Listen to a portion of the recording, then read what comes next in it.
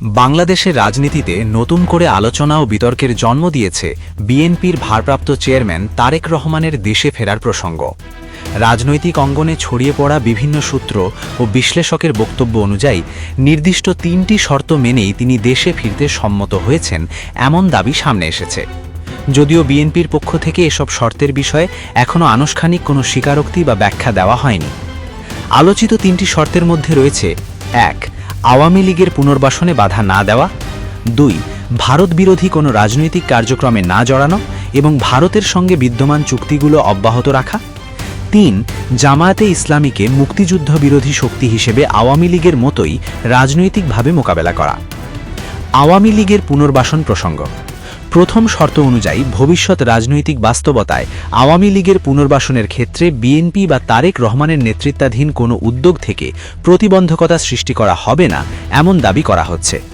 বিশ্লেষকদের মতে দীর্ঘ রাজনৈতিক সংঘাত ও দমন পীড়নের পর আওয়ামী লীগের রাজনৈতিক ভবিষ্যৎ নিয়ে যে অনিশ্চয়তা তৈরি হয়েছে, এই শর্ত সেটিকে নতুন মাত্রা দিচ্ছে।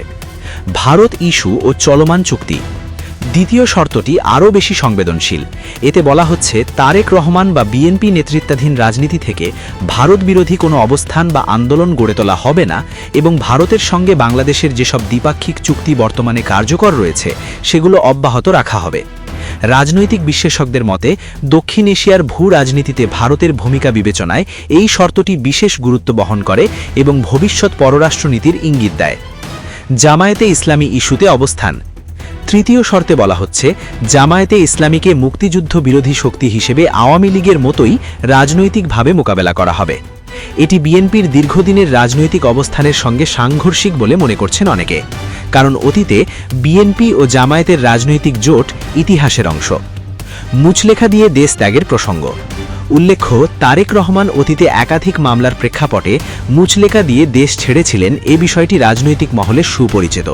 সে কারণে তার দেশে ফেরা শুধুই একটি ব্যক্তিগত প্রত্যাবর্তন নয়, বরং এটি আইন, রাজনীতি ও কূটনৈতিক বাস্তবতার সঙ্গে গভীরভাবে যুক্ত একটি ঘটনা বলে মনে করছেন পর্যবেক্ষকরা। রাজনৈতিক প্রতিক্রিয়া ও প্রশ্ন।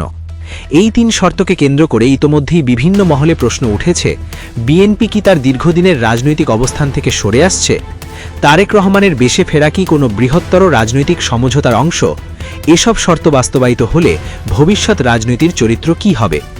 যদিও এসব বিষয়ে এখনও আনুষ্ঠানিক ঘোষণা বা নথিভিত্তিক প্রমাণ সামনে আসেনি, তবে তারেক রহমানের প্রত্যাবর্তনকে ঘিরে রাজনৈতিক অঙ্গনে যে নতুন সমীকরণ তৈরি হচ্ছে তা আগামী দিনের জাতীয় রাজনীতিতে বড় প্রভাব ফেলতে পারে, এমনটাই মনে করছেন বিশ্লেষকরা।